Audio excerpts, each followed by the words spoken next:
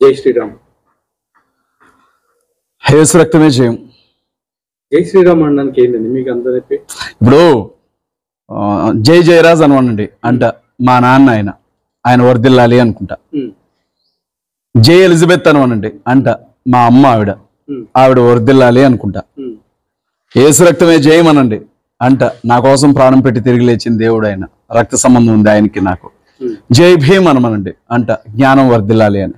రాముడికి నేను ఎందుకు చేయకూడతానండి? మా నాన్న, మా అమ్మ, మా బావ, మా బామ్మరిదే, లేకపోతే నా దేవుడా? నేను ఎందుకు చేయకూడతాను రాముడికి?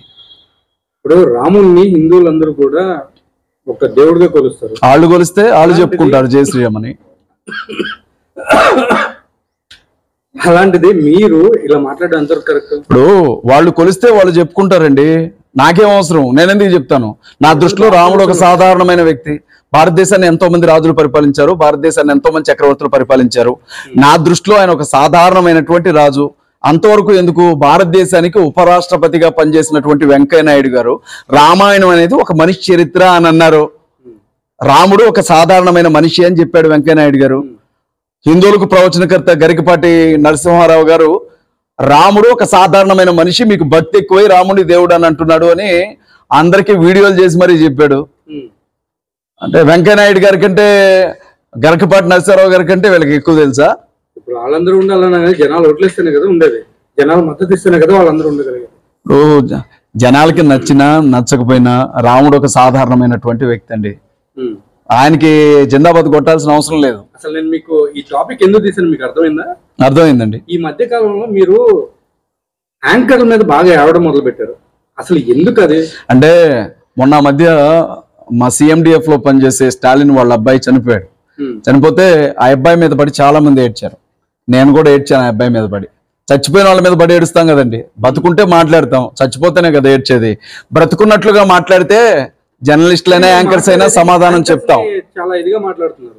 ఎవరండి? మీకు అర్థం కావట్లేదా? క్రైస్తవుల గురించి, క్రీస్తు గురించి, ముస్లింల గురించి, అల్లాహ్ గురించి, దళితుల గురించి మాట్లాడేటప్పుడు యాంకర్స్ కూడా ఒళ్ళు దగ్గర పెట్టుకుని మాట్లాడితే మేము కూడా యాంకర్స్ గురించి చాలా పద్ధతిగా మాట్లాడతాం. ఇక్కడ మీరు గమనించాల్సిన విషయం. ఎవరు మాట్లాడారు? టీవీ ఛానల్స్ లో మా యొక్క పని ఏంటంటే మిమ్మల్ని క్వశ్చన్ చేయడం, మీరు ఆన్సర్ చెప్పడం. నోరుంది కదా అని ఏదైనా మాట్లాడతారా? నోరుంది కదా అని ఏదైనా మాట్లాడతారా? నోరుంది కదా అని ఏదైనా మాట్లాడతారా? యాంకర్స్ అయితే ఆకాశం నుంచి ఏమైనా దిగి వచ్చారా? యాంకర్స్ ఏమన్నా దేవుళ్ళ? దేవుడి గురించి మాట్లాడేటప్పుడు ఎవరి మనోభావాలు వాళ్ళకు ఉంటాయి. పూజారులు వచ్చి కూర్చున్నప్పుడు, స్వామీజీలు వచ్చి కూర్చున్నప్పుడు, అరగుండుగాడు వచ్చి కూర్చున్నప్పుడు, బుడగల బాబా వచ్చి కూర్చున్నప్పుడు, లలిత్ వచ్చి కూర్చున్నప్పుడు వంగి దండాలు పెట్టుకుంటూ మాట్లాడే యాంకర్స్ కి క్రైస్తవ పాస్టర్స్ కనపడినా, ముస్లింస్ కి సంబంధించినటువంటి మౌలానాలు కనపడ్డా కుమ్ములు మొలుస్తున్నాయా? అవి వంగి వంగి మాట్లాడడం కదండి. రెస్పెక్ట్ అనేది అందరికి ఇవ్వాలి. రెస్పెక్ట్ అనేది అందరికి ఇవ్వాలి. రెస్పెక్ట్ అందరికి ఇవ్వాలండి. మీరు హిందువులకు మాత్రమే ఇస్తారా రెస్పెక్ట్? మీరు క్రైస్తవులకు రెస్పెక్ట్ ఎవరా? మీరు ముస్లింకి రెస్పెక్ట్ ఎవరా? మీరు రాముడికి మాత్రమే రెస్పెక్ట్ ఇస్తారా? మీరు యేసుక్రీస్తు ప్రభుకి రెస్పెక్ట్ ఎవరా? అతను ఏంటి ఏంటి మీరు రెస్పెక్ట్ ఏ రెస్పెక్ట్ ఇవ్వడం? యేసుక్రీస్తు ప్రభువుని కన్న తల్లి మరియా దాదాపు ప్రపంచంలో ఉండే దేశాలన్నింటిలో 195 దేశాల్లో ఆ తల్లిని అత్యంత పరిశుద్ధాలుగా భావిస్తారు. క్రైస్తవులు కానివ్వండి, ముస్లింలు కానివ్వండి. ముస్లిం సహోదరులు మరీ తల్లి గురించి మాట్లాడేటప్పుడు ఆవిడ మీద శాంతుండును గాక అని అంటారు. ఖురాన్ గ్రంథంలో భూమి మీద పుట్టినటువంటి మనుషులందరిలో, స్త్రీలందరిలో కూడా ఆ తల్లి అత్యంత పవిత్రమైనటువంటి స్త్రీ అని చెప్తారు. అలాంటి తల్లి గురించి మాట్లాడుకుంటా ఒక రోమా సైనికుడితో వ్యభిచారం చేస్తే ఆవిడ యేసుక్రీస్తు ప్రభువు పుట్టాడా అని మాట్లాడతారే? ఒళ్ళు బలిసి కొట్టుకుంటున్నారా? అలా మాట్లాడతారా? అంటే ఎవరు అడగరా? నోటికొచ్చినట్లు మాట్లాడతారు. మీ నాన్నకే నువ్వు పుట్టావా అని అడిగితే అడగొచ్చా ఆ మాట? అడగొచ్చా ఆ మాట? అప్పుడు మీకు మనోభావాలు ఉంటాయి. మరి యేసుక్రీస్తు ప్రభు గురించి మీరు మాట్లాడడం కూడా తప్పేది. యేసుక్రీస్తు ప్రభు గురించి అక్కడ మాట్లాడింది. నేను ఏ యాంకర్ గురించి మాట్లాడానో, నేను ఏ యాంకర్ గురించి అయితే మాట్లాడానో ఆ యాంకర్ ఒక పాస్టర్ని ఇంటర్వ్యూ చేసుకుంటూ యేసుక్రీస్తు ప్రభువుని కన్న తల్లి ఒక రోమా సైనికుడితో వ్యభిచారం చేసి ఆయన్ని కన్నది అని అన్నాడు. ఏం కొమ్ములు వచ్చాయి ఆయనకి? రావణాసురుడు సీతను తీసుకుని వెళ్ళి సంవత్సరం పాటు అశోకవనంలో ఉంచాడు, అశోకవనంలో ఉంచాడు. రాముడు సీత ఇద్దరు కలిసి పట్టాభిషేకం జరిగిన తర్వాత రాముడు రాజ్యంలోనే కొంతమంది సంవత్సరం కాలం పాటు రావణాసురుడి దగ్గర ఉండొచ్చిన ఈ సీత రాముడితో ఏ తప్పు చేయకుండానే గర్భం తెచ్చుకుందా? రాముడు తిక్కలోడు కాబట్టి ఏలుకుంటున్నాడు అని అన్నాడే, ఆ మాట అడుగుతారా? రావణాసుడితో తప్పు చేసి రావణాసుడితో పాపం చేసి సీత లవకుశుల్ని గర్భాన్ని ధరించింది అని అడగరా మీ యాంకర్స్? అంటే నోటికి వస్తే అది మాట్లాడతారా? మీరు బైబిల్ గ్రంథంలో చూసారా? రోమా సైనికుడితో మరీ పాపం చేసినట్లుగా కొత్త నిబంధనలో ఉందా, పాత నిబంధనలో ఉందా? మరి ఏ గ్రంథాన్ని బట్టి మీరు మాట్లాడతారు? మీరు రామాయణంలో రాశారా సీత గురించి? రామాయణంలో ఉంది. మీ భగవద్గీత గురించి ఉందా సీత గురించి, మరి గురించి? మరి మీరు ఎలా మాట్లాడతారు? మా గ్రంథాల ప్రాతిపదిక ఉండేది సీత గురించి ఉంటుంది, రామాయణాలు గురించి ఎందుకుంటది? లేనప్పుడు మీరు దేన్ని ప్రాతిపదికగా చేసుకొని మాట్లాడతారు? ఎంతో మంది మాట్లాడుతారు. ఎవరాడు మాట్లాడేది లోటుకి ఏదొస్తే అది మాట్లాడతారా? మిమ్మల్ని ఒక క్వశ్చన్ అడుగుతాను, అడగండి. చెప్పండి. అడగండి. యేసు ప్రభు 12 సంవత్సరాలు యేసు ప్రభు బైబిల్లో 12 సంవత్సరాలు కనిపిస్తాడు. 12 సంవత్సరాల నుంచి మళ్ళీ 30 సంవత్సరాల వరకు చాలా స్పష్టంగా కనిపించారు. వినండి, మీలాంటి వాళ్ళు ఇలాంటి ప్రశ్న అడుగుతారు అని చెప్పి దాంట్లో చాలా స్పష్టంగా ఆన్సర్ రాయబడింది సువార్తలోనే. చెప్పండి ఏమని రాస్తుంటది అని అంటే, యెరూషలేం పట్టణానికి వెళ్ళొచ్చిన తర్వాత 12 సంవత్సరాల వయసులో ఆయన ఉన్నప్పుడు యెరూషలేం దేవాలయం దగ్గరికి వాళ్ళ అమ్మ వాళ్ళ నాన్న ఆయన్ని తీసుకుని వెళ్తారు. వెళ్ళి వచ్చిన తర్వాత ఆయన 31 సంవత్సరాల వయసు తనకొచ్చి, అంటే సేవా పరిచర్లోనికి వచ్చే వరకు కూడా వయస్సునందును జ్ఞానమునందును మనుషుల దయందును దేవుని దయందును వర్ధిల్లుతూ వారికి లోబడి ఉండెను అని దేవుని వాక్యంలో చాలా స్పష్టంగా రాయబడింది. ఆయన గలిలియా అనే రాష్ట్రంలో నజరేతు అనే ఊర్లో వాళ్ళ అమ్మా నాన్న దగ్గర ఉన్నాడని దేవుని వాక్యం చాలా స్పష్టంగా చెప్తుంది. మీకు తెలియకపోతే తెలియదు అని అడగండి, లేదు అని ఎలా చెప్తారు మీరు? మీకు ఎవరు చెప్పలేదేమో. ఆయన 100% అక్కడే ఉన్నాడు. ఉంది బైబిల్లో చాలా స్పష్టంగా రాయబడింది. బైబిల్లోనే సువార్తలో ఉంది. ఇయర్ టు ఇయర్ మాకు కావాలి కదా. ఇయర్ టు ఇయర్ రాయడానికి ఇదేమి స్కూల్ రికార్డు కాదండి. ఈ ఇయర్ అనడానికి రక్షణ సువార్త, అది రక్షణ సువార్త. దేని గురించి అయితే ఒక మనిషి రక్షణ పొందుతాడో, దేన్ని బట్టి ఒక మనిషి రక్షించబడతాడో, ఆ విషయాల గురించినటువంటి ఒక మనిషికి ఎంత సమాచారం అవసరమైందో అంత సమాచారం అందులో రాయబడింది. మీకు ఒక విషయం చెప్తున్నాను, కొన్ని వందల సంవత్సరాల చరిత్ర కూడా ఒక్క మాటతో రాసినటువంటి సందర్భాలు బైబిల్ గ్రంథంలో ఉన్నాయి.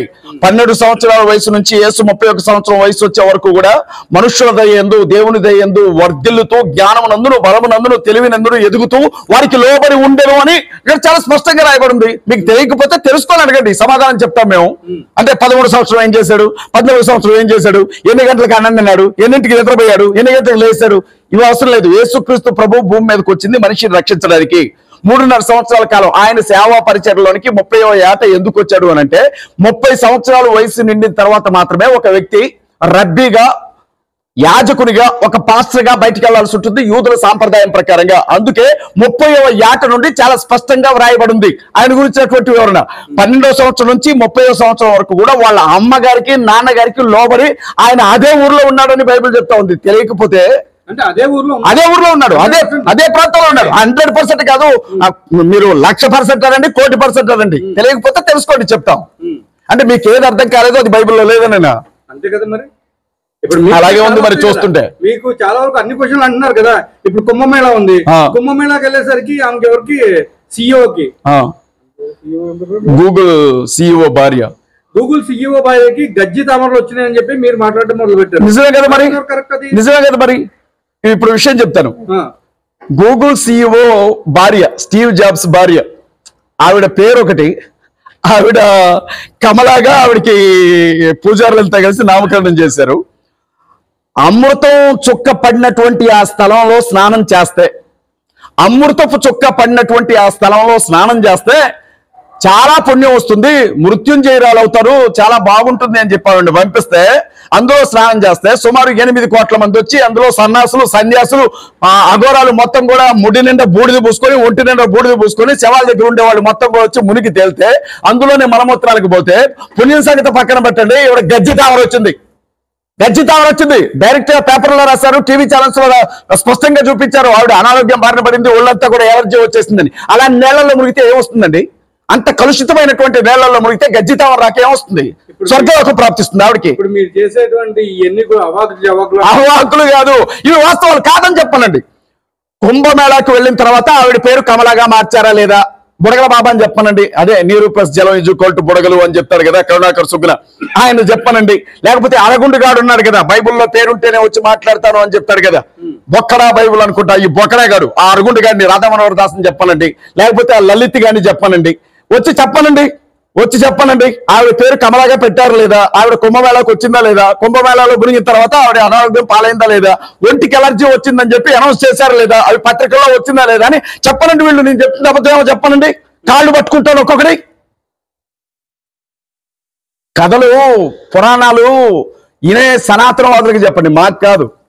మీరు సనాతనవాదులు అంటున్నారు, మీరు ఎంతవరకు కూడా హిందువుల్ని దూషించడం ఇదే పనిగా. నేను ఏ హిందూని దూషించనండి, ఏ హిందూని దూషించండి. వినండి సార్, వినండి. మీ యొక్క పరిచయం వాళ్ళు దూషిస్తున్నారు అంటారు. హిందువుల్ని మేము ఎప్పుడూ దూషించం.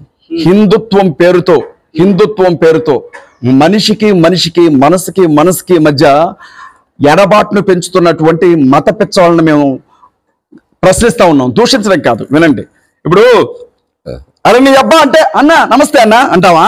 వాడు నీ అబ్బా అన్నప్పుడు ఏంటో చెప్పరు నీ అబ్బా అని మేము కూడా అంటాం. ఆడన్నప్పుడు మేము అంటున్నాం, యాక్షన్కి రియాక్షన్ తప్ప మేము కావాలని అనట్లేదు. రెండో విషయం ఏంటంటే, చర్చలు పడగొడుతున్నారు, బైబుల్ తగలబెడుతున్నారు, స్త్రీలను నడు రోడ్డు మీద నగ్నంగా ఊరేగిస్తూ ఉన్నారు, మసీదులు కూలగొడతా అంటా ఉన్నారు. అరే నాకు తెలియక అడుగుతా, ఎక్కడో ఉన్న అఘోరగాడు వాడిని అఘోరీ అనాలా, అఘోరా అనాలా? మగాడైతే అఘోరా అనాలి, ఆడదైతే అఘోరీ అనాలి.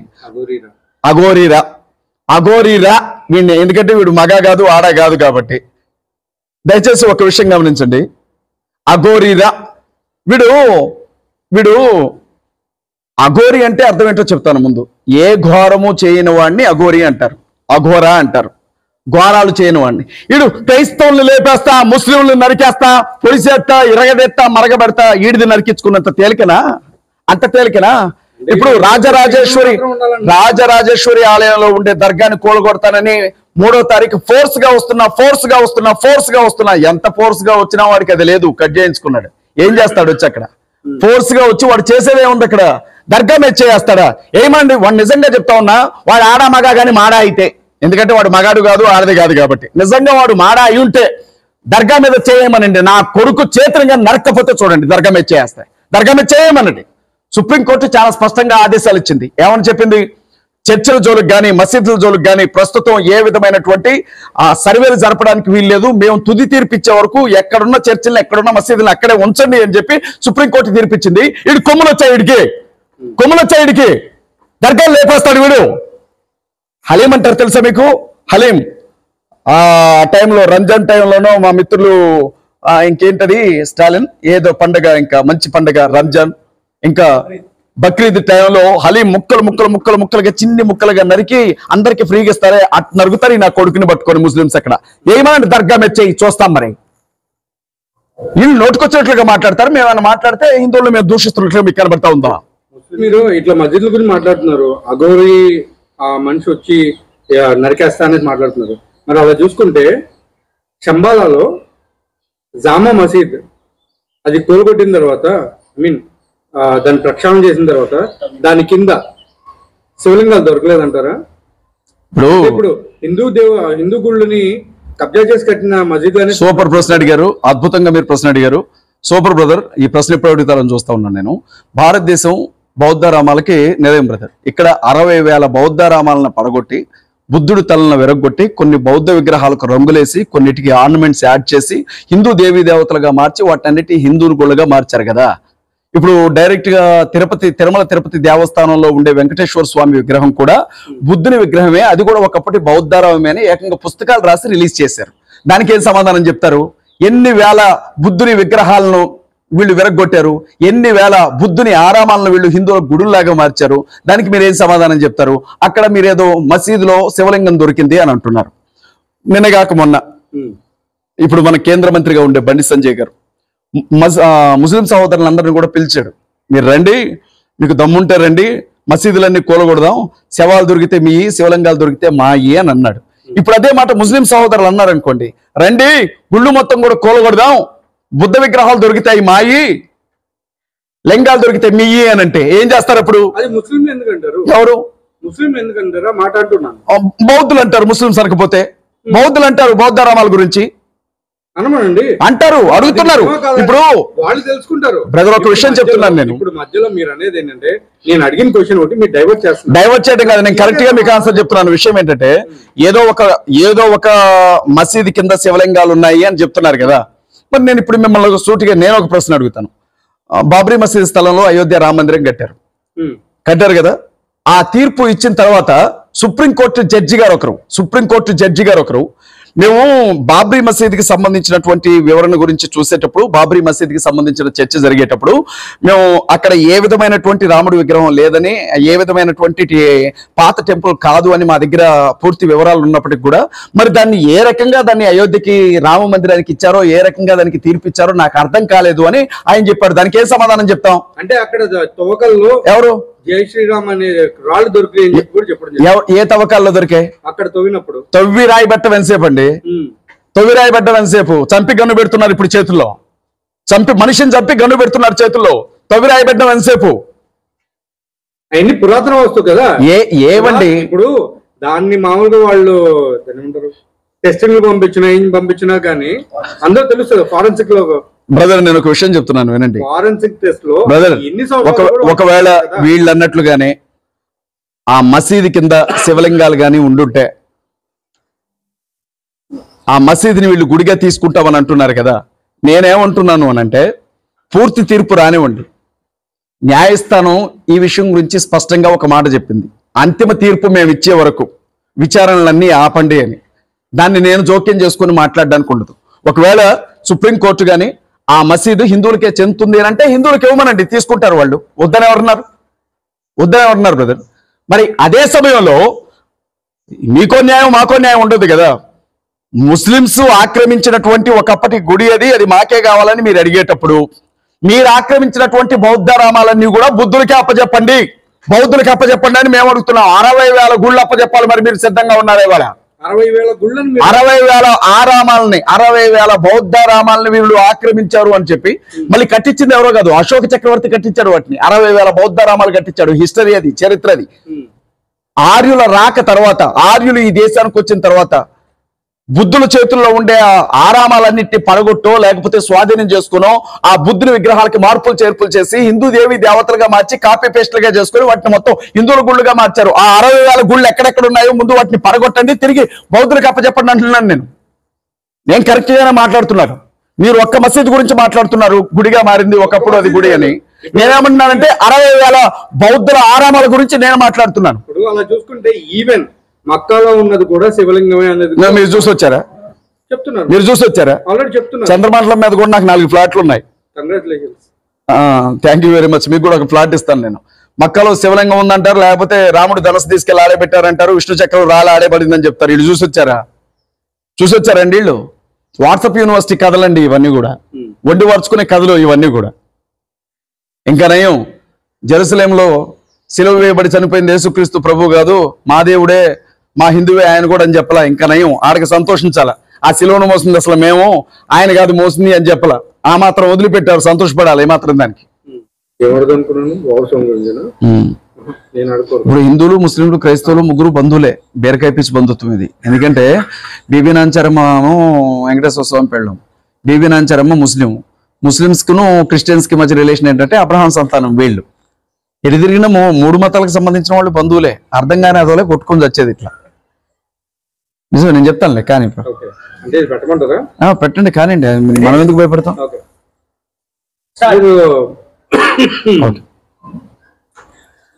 మీరు ఇప్పుడు ముగ్గురు అంటే హిందూ, ముస్లిం, క్రిస్టియన్ వీళ్ళు ముగ్గురు కూడా ఒకే కుటుంబం, ఒకే సంతతి అన్నట్టు మాట్లాడుతున్నారు. మరి వాస్తవమే కదండి. ఇప్పుడు నేను సింపుల్ గా మీకు ఒక విషయం చెప్తాను చూడండి. వెంకటేశ్వర స్వామి ఉన్నారు, తిరుమల తిరుపతి వెంకటేశ్వర స్వామి. ఆయన భార్య బీబీ నాంచారమ్మ, ఆవిడ ముస్లిమే కదా. బీబీ నాంచారమ్మ ఆయన భార్య, ఆవిడ ముస్లిం. వెంకటేశ్వర స్వామి భక్తులందరూ కూడా హిందువులు.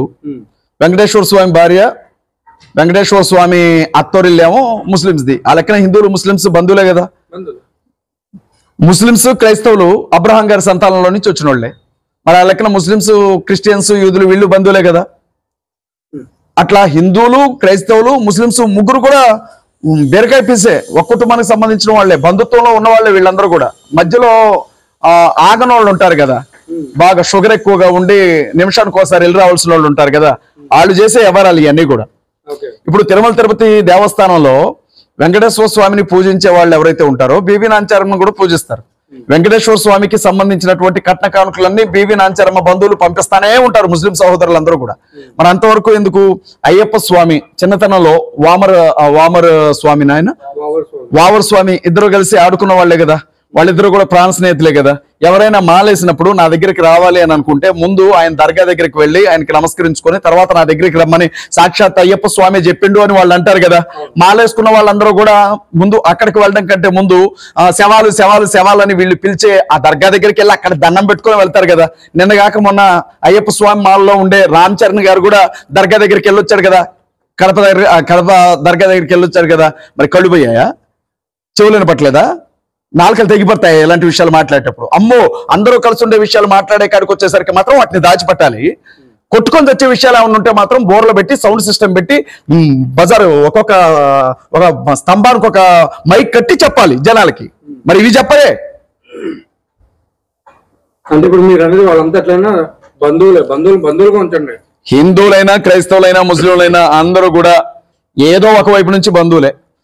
బైబిల్ గ్రంథం ప్రకారంగా ఖురాన్ గ్రంథం ప్రకారంగానైతే భూమి మీద పుట్టిన ప్రతి మనిషి అవ్వ ఆదాము అనే ఇద్దరి జంటలో నుంచి వచ్చిన వాళ్ళే అని బైబిల్ చెప్తోంది, ఖురాన్ చెప్తా ఉంది. మీరు నేను కూడా బంధువులమే, ఇక్కడ ఉన్న వాళ్ళందరూ కూడా బంధువులే, ఈ వీడియో చూసే వాళ్ళు కూడా మన బంధువులే, మన ఇళ్లలో ఉండే మన శ్రీమతులు మన బంధువులే, మన పిల్లలు మొత్తం ఇరుగు పొరుగు వాళ్ళు. నిన్ను చంపుతారానికి కత్తెత్తినోడు మన బంధువే, నన్ను చంపడానికి వచ్చినోడు మన బంధువే, అందరూ మన బంధువులే. ఒకే సంతానంలో నుంచి వచ్చాం. అందుకే బ్లడ్ రిలేషన్ అంటారు. బ్లడ్ ఎప్పుడు ఒకటే ఉంటుంది, ఏ పాజిటివ్ బి పాజిటివ్ లేకపోతే ఓ పాజిటివ్ లేకపోతే నెగిటివ్ ఉంటుంది తప్ప ఇంకో బ్లడ్డే ఉండదు మనుషులకి. దీని అర్థం ఏంటంటే అందరూ బంధువులరా మీరు, మన రక్తం అంతా ఒకటే అని చెప్పడం దాని ఉద్దేశం. లేకపోతే జాతికి ఒక రక్తం ఉండేది కదా, హిందువులకు ఒక బ్లడ్ గ్రూపు, క్రిస్టియన్స్ కో బ్లడ్ గ్రూపు, ముస్లింస్ కో బ్లడ్ గ్రూప్ ఉండేది కదా. ఆ మాత్రం అర్థం కాదా? ఏమండి దాని కూడా వేరు చేసి చెప్తారేమో మరి. చెప్తారేమో, చూడాలి మరి. ఇప్పుడు మీ యొక్క ఏదైతే ఈ రగడ ఏదైతే మీరు చేస్తున్నారో, నేను రగడ చేస్తున్నట్లుగా కనబడుతుందా మీకు? నిజంగా అంటే ఎట్లుందంటే మీకు చిన్న విషయం చెప్తాను నేను. ఇప్పుడు చెప్పాలి ఖచ్చితంగా, మీరు ఆ మాట అన్నారు కాబట్టి. బజార్లో ఉండే జనం అంతా కూడా వెళ్ళి ఒక ఆవిడ బాగా అరుస్తుంది, రోజు గొడవ చేస్తుంది, డిస్టర్బెన్స్ గా ఉందని ఒక ఆవిడ మీద కేసు పెట్టారు. పోలీసులు వచ్చి ఆవిడని పట్టుకెళ్లారట. పెట్టి న్యూసెన్స్ కేసు ఆమె మీద బుక్ చేశారట. ఆవిడ అందంట నన్ను ఎందుకు పట్టుకొచ్చారందంట, నువ్వు సాయంత్రం పూట అయ్యేసరికి పెద్ద పెద్ద గడుతున్నావంట, నీ వల్ల ఇంటి పక్కన వాళ్ళు ఎవరు నిద్రపోవట్లేదంట అని అన్నారట. అరే నాయన, ప్రతిరోజు మా ఆయన తాగొచ్చి సత్యదా కొడుతున్నాను, నన్ను ఇంట్లో పడేసి కాళ్ళు చేతులు ఇరిగి కాపాడడానికి నేను అరుస్తున్నాను రా, దెబ్బలు తట్టుకోలేక అరుస్తున్నాను నేను అని అంటే అదంతా మాకు అనవసరం, నువ్వు వరిసేవా లేదా, న్యూసెన్స్ కేసు పెట్టావా అన్నారట పోలీసులు. అట్టుంది మీ వ్యవహారం. అంటే వాడు చేసేయన్ని వాడు చేస్తున్నాడు. ఒకవైపు నుంచి క్రైస్తవుల్ని ముస్లింస్ ని ఏమి ఓచుకోత అనే కాడికి వచ్చారు వాళ్ళు. నడు రోడ్డు మీద బట్టలు తీసి నగ్నంగా నడిపిస్తా ఉన్నారు, బైబుల్ తగలబెడతా ఉన్నారు, ఖురాన్లు తగలబెడతా ఉన్నారు, నోటుకు వచ్చినట్లుగా మాట్లాడుతూ ఉంటే ఇది ఎక్కడ న్యాయం అని అడిగితే మీకు రగల్లాగా కనపడతా ఉందా నాగేంద్రబాబు గారు? అక్కడ మీరు ఎంతవరకు కూడా హిందువులు ఎక్కడ దొరుకుతారా అక్కడ పొడుద్దాం అన్నట్టు ఉంది. మా అత్త మామ హిందువులండి, మా ఆవిడ హిందువుల కుటుంబంలో నుంచి వచ్చింది. వాళ్ళకి కూడా మా మామ హిందువు, ఆ ఊరికి పెద్ద మాదిగా మా మామ, మాది ఇంటర్ కాస్ట్ మ్యారేజ్, మా మామ పెద్ద మాదిగా హిందువు. ఆ ఊరిలో హిందువులు నేను ఎందుకు పోలుస్తానండి? మీరు రండి, అయ్యప్ప స్వాములు మా ఇంటికి వస్తారా, భిక్షకి రండి, భోజనం ఏర్పాటు చేస్తాను, కడుపు నిండా తినాలండి. భవానీ మాల వేసుకున్న వాళ్ళు వస్తారా, రండి, భోజనం పెడతాను, కడుపు నిండా తినాలండి. మీరు ఎవరు వస్తారు రండి మా ఇంటికి, కడుపు నిండా భోజనం పెట్టి కానుకిచ్చి పంపిస్తాను. నేను హిందువులను పల్లెత్తు మాట్లాడండి బాబు. హిందుత్వవాదం పేరుతో మనుషులను విడగొడుతున్నటువంటి సైకోలు ఉన్నారే, వాళ్ళ గురించి మాట్లాడుతున్నాను నేను. మీరు ఎందుకు రెండింటికి మధ్య డిఫరెన్స్ అర్థం చేసుకోవట్లేదు? మీరు మేము అర్థం చేసుకోవడం కాదు, మీరే మా యాంకర్ ని అర్థం చేసుకోవట్లేదు. మా యాంకర్స్ అందరికీ కూడా మీరు ఎక్కడెక్కడ దొరుకుతారా అని చెప్పి దానికి తగ్గట్టు పుల్లలు పెట్టడానికి చూస్తున్నారు. మీరు ఎట్లా పడితే అట్లా మాట్లాడుతున్నారు. మేము కూడా ఇప్పుడు మీరు ఎట్లయితే చేస్తున్నారో మేము కూడా అదే కదా చేసేది. సార్ రెండు పద్ధతులు సార్. చిన్నతనంలో మా తెలుగు టీచర్ ఆచార్య గారు చెప్పేవాళ్ళు ఏంటంటే, ఏ పదాన్నైనా రెండు రకాలుగా వాడచ్చు. మీ నాన్నగారు ఉన్నారా అని అడగొచ్చు, లేకపోతే నీ అమ్మమ్మ కూడా ఉన్నాడా అనొచ్చు. నువ్వు మాట్లాడే పద్ధతిని బట్టే ఎదుటివాడికి రెస్పెక్ట్ ఇస్తాడు అని. యాంకర్స్ కూడా చాలా పద్ధతిగా మాట్లాడాలి. యాంకర్స్ కూడా మా నుండి మీరు పద్ధతిగా ఆన్సర్స్ కావాలి అనుకున్నప్పుడు మీరు కూడా చాలా పద్ధతిగా ప్రశ్నలు అడగాలి. అంతే తప్ప మేము చేసేది మాత్రం సంసారం అజయ్ బాబు, ఇదే పని నువ్వు చేస్తే ఇది వ్యభిచారం అని మాత్రం మీరంటే అది న్యాయం కాదు. మరి అది ఎట్లా న్యాయం అవుతుంది చెప్పండి? కానీ మీరు కూడా అట్లనే మాట్లాడుతున్నాను మా ఉద్దేశం. మరి టిట్ ఫర్ టాటే కదండి. కుక్క కాటికి చెప్పు దెబ్బ అనేది ఖచ్చితంగా ఉంటుంది కదా. ముద్దు పెట్టుకోగా కరవడానికి వచ్చిన కుక్కనే ముద్దు పెట్టుకోం కదా. ఇప్పుడు మరి అట్లా చూసుకుని మీరు చేసే విధానాలు ఎంతవరకు కరెక్ట్ అంటారు? నేను ఖచ్చితంగా నేను చేసేది కరెక్టే కాదు అనేది చూసే వాళ్ళే చెప్పాలి. ఇప్పుడు నేను మిమ్మల్ని అడిగేదానికి సరిగ్గా అర్థం చేసుకుని చెప్పండి. మరి అట్లా చూసుకుని చెప్పండి, అడగండి. మీరు హిందువులు పెట్టేటువంటి ప్రసాదాలు స్వీకరిస్తారా? ఎవరు? మీరు. మరి మాకేం అవసరం అండి బాబు, మేము ఎందుకు తీసుకుంటాం? ఒక విషయం నేను తీసుకోనండి, నేను తీసుకోను. మీరు అన్నం వండి పిలవండి, ఇంటికి వచ్చి తింటాం. వినండి, మీరు అన్నం వండి, నేను చెప్పేది వినండి సార్, మీరు అన్నం వండి పిలవండి, ఇంటికి వచ్చి తింటాం. కూరేసి ఇవ్వండి, తీసుకెళ్లి కూర్చొని తింటాం. లేదు పెళ్లికి పిలవండి, వచ్చి కూర్చొని తింటాం. అంతే తప్ప మీరు ఒక విగ్రహం దగ్గర, ప్రాణం లేని ఒక విగ్రహం దగ్గర మీరు తీసుకొని వెళ్ళి ప్రసాదం అని పెట్టి ఆ పసుపు కుంకుమలు రాసుకొని ఆయన నిజంగా దేవుడు అని నమ్మి అక్కడ పెట్టినట్టుకి ఏదో శక్తి ఉందని మీరు నమ్మి తీసుకొని మాకు పెట్టి మమ్మల్ని తినమంటే మాకు తెలుసు కదా మీరు తయారు చేసిన బొమ్మది, అందులో ఏమీ లేదన్న విషయం మాకు తెలిసినప్పుడు ఆ దాన్ని ప్రసాదం అది దేవుడే కానప్పుడు అది ప్రసాదం అట్లయితే అది మేము ఎందుకు తీసుకుంటాం? మాకు అవసరమే ఉంది. మా బైబుల్ చాలా స్పష్టంగా చెప్తుంది, విగ్రహాల వల్ల ఎందుకు పాలి భాగస్తులు కావద్దు అని చెప్పింది. మేము తీసుకోం. నీ హిందుత్వం చెప్పలేదా నీకు? క్రైస్తవులకి ముస్లింలకి ప్రసాదం పెట్టద్దు అని నువ్వు ఎందుకు పెడుతున్నావు? ఎవరు అడిగాను నిన్ను ప్రసాదం పెట్టమని? మేము అడిగామా నిన్ను? మేము అడగలేదండి, మేము అడగలేదు. మీ గుడి ముందు నిలబడి ప్రసాదం పెట్టండి కాదండి, మీ గుడి ముందు నిలబడి మాకు ప్రసాదం పెట్టండి అని క్రైస్తవుడు అని అడిగారు మిమ్మల్ని? మీ గుడి ముందు నిలబడి ఏ ముస్లిం అయినా మాకు ప్రసాదం పెట్టండి అని అడిగాడా? అడిగినప్పుడు మా ప్రసాదం తీసుకోండి ఎవరు అడిగారు మిమ్మల్ని? తీసుకుంటారో తీసుకోరు. ఇది ఎట్లా ఉంది తెలుసా? మా పిల్లని చేసుకుంటారు లేదా? అరే నాకు ఆల్రెడీ పెళ్ళైందిరా స్వామి, పిల్లం ఉందిరా అంటే నా పిల్లని చేసుకుంటావా లేదా? అట్లుంది మీరు అడిగే పద్ధతి. మేము తీసుకోండి, నేను తీసుకోను. మీరు ఈ మధ్య కాలంలో గోమూత్రం గురించి కూడా చాలా దరిద్రంగా మాట్లాడుతున్నారు. అసలు ఎట్లా అంటే దాన్ని చాలా గోమాత అనేది చాలా పవిత్రంగా తీసుకుంటారు హిందువులందరూ కూడా. కానీ మీరు ఎందుకు ఆ విధంగా మాట్లాడతారు? ఇప్పుడు బ్రదర్, నిన్న మద్రాస్ ఐఐటి ఎవరి విశ్వాసం కదా, తప్పేం లేదు, నేను వద్దన్నానా? నేను చెప్పేది వినండి. నిన్న మద్రాస్ ఐఐటి డైరెక్టర్, అతని పేరు కామకోటి, పేరు కూడా బాగుంటుంది. వాళ్ళ నాన్నకి బాగా జ్వరం తగిలితే హాస్పిటల్ అన్ని తిప్పాడట. ఏ హాస్పిటల్కి తీసుకెళ్ళినా కూడా జ్వరం తగ్గలేదంట. అసలే భారతదేశంలో డెంగ్యూ, మలేరియా, టైఫాయిడ్ ఇలాంటి ఫీవర్స్ ఎక్కువ కదా. ఏం చేయాలో అర్థం కాక ఒక స్వామీజీ దగ్గరికి తీసుకెళ్ళాడట. స్వామీజీ దగ్గరికి తీసుకెళ్తే అర్జెంటుగా గోమూత్రం తాగించమన్నట్ట.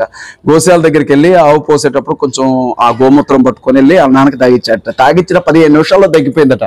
గోశాల దగ్గరకు వచ్చి జరిగిన మీటింగ్ లో అతను సాక్ష్యం చెప్తున్నాడు, ఆవు మూత్రం తాగితే మా నాన్నకి జ్వరం తగ్గిపోయింది. హిందువులారా, ఆవు మూత్రం తాగండి, అందులో జ్వరాన్ని చంపేసే, జ్వరం లోపల ఉండే బ్యాక్టీరియాని చంపే కావలసినటువంటి ఏమంటారు వాటిని ఉన్నాయి అని చెప్పాడు. మరి ఇక పండితుడే చెప్పాడు. ఒకవైపు ఏమో డాక్టర్స్ దయచేసి ఆవుమూత్రం జోలికి వెళ్ళకండి, అందులో బ్యాక్టీరియా ఉంటుంది, ఫంగస్ ఉంటుంది, అది ఆరోగ్యానికి హాని చేస్తుంది అని చెబితే ఎదురుగా ఫోన్ పెట్టుకొని పక్కన కూర్చొని ప్రశాంతంగా ఆవుని మూత్రం పోసుకునేరు, పేడేనేరు. పేడకాడు కూర్చొని బిర్యానీ తిన్నట్టు తింటా ఉంటారు పేడను పట్టుకొని. ఆవు మూత్రం ఒకవైపు నుంచి పోతూనే ఉంటుంది, ఒకవైపు నుంచి తాగుతూ ఉంటారు. ప్రపంచంలో ఆవు ఎక్కడ మూత్రం పోసినా, ఆవు ఎక్కడ పేడేసినా అవి మాకే ఇవ్వాలి, ఎందుకంటే ఆవు మూత్రాన్ని తాగి ఆవు పేడ మేము తినాలి అని చెప్పి పేటెంట్ హక్కులు అడుగుతారేమో వీళ్ళు. మీకు ఇంకో చిన్న విషయం చెప్తున్నాను. ఇంత గోమాత అన్నారే, గోమాత గుర్రం పుత్ర ఇవన్నీ ఓకే. నేను ఏమంటానంటే గోమాత అన్నారు కదా, దాదాపు భారతదేశంలో 12 సంవత్సరాలు అవుతుంది భారతీయ జనతా పార్టీ అధికారంలోకి వచ్చి. 12 ఏళ్లుగా సెంట్రల్ గవర్నమెంట్ వాళ్ళ చేతుల్లోనే ఉంది.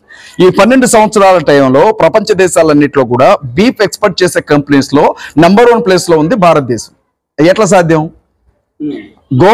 ఆవుని మాత అని పిలిచే ప్రభుత్వం ఉన్నప్పుడు ఆవు మాంసం ఎక్స్పోర్ట్ చేసే కంపెనీల్లో భారతదేశం నంబర్ 1 స్థానంలో ఉండడం ఏంటి? అది బీజేపీ గవర్నమెంట్ లో, అది కూడా శర్మ గారి కంపెనీలు కావడం ఏంటి? ఎవరి చెవిలో పెడుతున్నాడు పువ్వులు? ఆవు మాత అయితే ఎద్దు నాన్న, గేదమ్మ అయితే దున్నపోతు నాన్న. మనిషిని మనిషిగా చూడడం నేర్చుకోండి అని చెప్తున్నాం మేము. మనిషిగా చూడడం నేర్చుకోండి అని చెప్తా ఉన్నాం. ఆవుకి ఎవరో శ్రీమంతం చేశారు మొన్న. ఉత్తరప్రదేశ్లో మాత్రం 6 నెలల్లో 7 నెలల్లో గర్భవతిగా ఉన్న మిల్కిస్ బాను అని ఒక ముస్లిం మహిళ మీద దాదాపు 11 మందో 7గురో మానభంగం చేశారు. ఆ తల్లిని మానభంగం చేస్తే వాళ్ళ నాన్న అడ్డొచ్చాడని చెప్పి వాళ్ళ నాన్నని లారీతో తొక్కిచ్చారు, వాళ్ళ తమ్ముడిని లారీతో తొక్కిచ్చారు.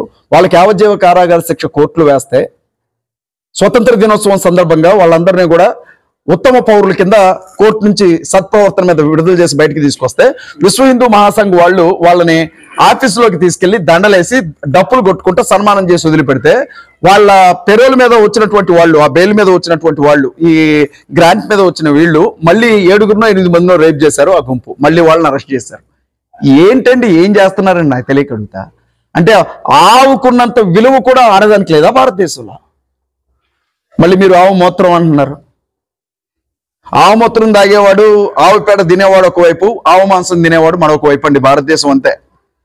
అర్థం కాదు. ఇప్పుడు విషయం ఏంటంటే ఆవు మాంసం మేము ఏ దేవుణ్ణి పూజించాలో మీరే చెప్తారు, మేమేం పేర్లు పెట్టుకోవాలో పేర్లు పెట్టుకోకూడదు మీరే చెప్తారు, మేము గుళ్ళోకి రావాలో వద్దో మీరే చెప్తారు, మేము ఏ బడికి వెళ్ళాలో మీరే చెప్తారు, ఏ పుస్తకాలు చదవాలో మీరే చెప్తారు, ఏ దేవుణ్ణి పూజించాలో మీరే చెప్తారు, చివరికి మేమేం తినాలో తినకూడదో కూడా మీరే చెప్తారు. ఇంక ఇవి మాత్రం దానికి మేమెందుకు మమ్మల్ని చంపి మా ఇంట్లో వచ్చి ఉండరాదండి మీరు,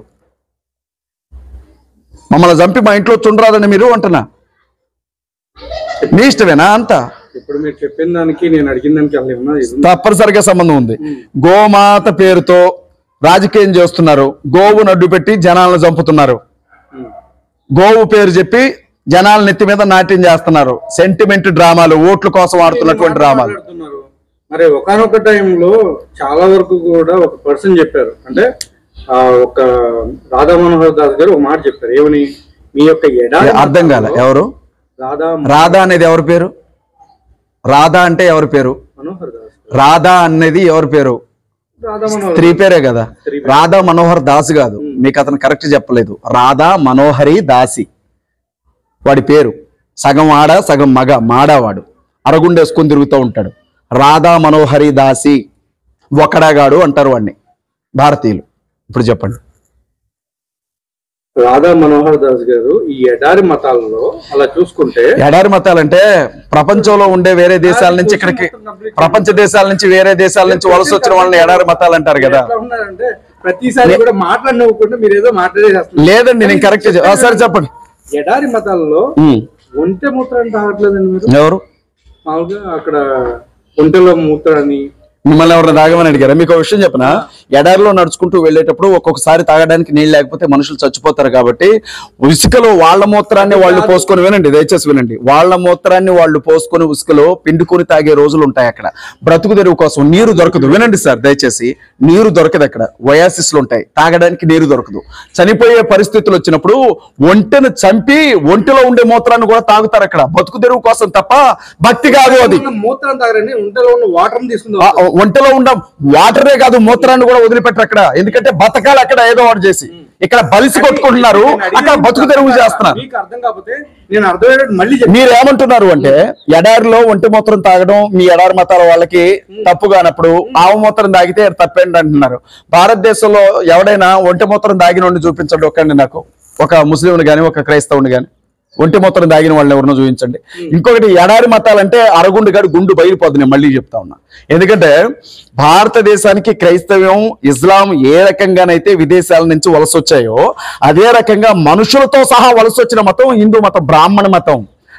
ఇరాన్ ఇరాక్ ప్రాంతాల నుంచి ఇక్కడికి వలస వచ్చారు వాళ్ళు. క్రిస్టియానిటీ అనేది వేరే దేశానిదైనా క్రిస్టియానిటీలో ఉన్నది ఇక్కడ భారతీయులు. ఇస్లాం అనేది వేరే దేశానిదైనా ఇస్లాంని పాటించే ముస్లిమ్స్ ఇక్కడ భారతీయులు. కానీ బ్రాహ్మణ అలా కాదు. బ్రాహ్మణ అనే పేరు ఉన్న వాళ్ళందరూ కూడా ఆర్య బ్రాహ్మణులు, వాళ్ళందరూ కూడా ఇరాన్ ఇరాక్ నుంచి వచ్చారు. వాళ్ళు మతంతో సహా మోసుకొని వచ్చారు వాళ్ళు ఇక్కడికి.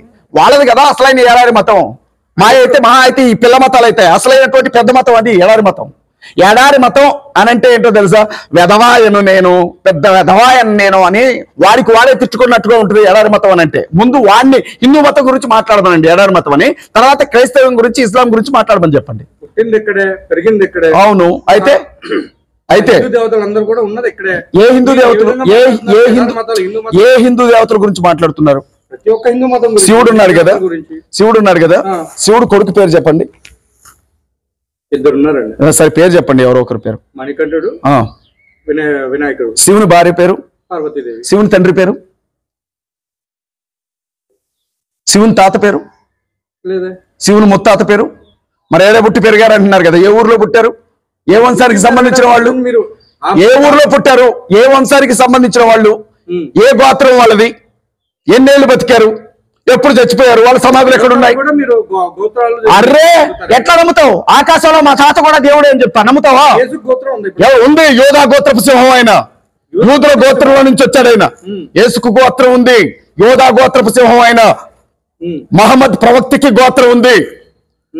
ఈ రోజు క్రిస్టియానిటీలో, ఇస్లాంలో మేము నమ్ముతున్నటువంటి విశ్వాసాలకు సంబంధించిన చారిత్రక రుజువులు ఉన్నాయి.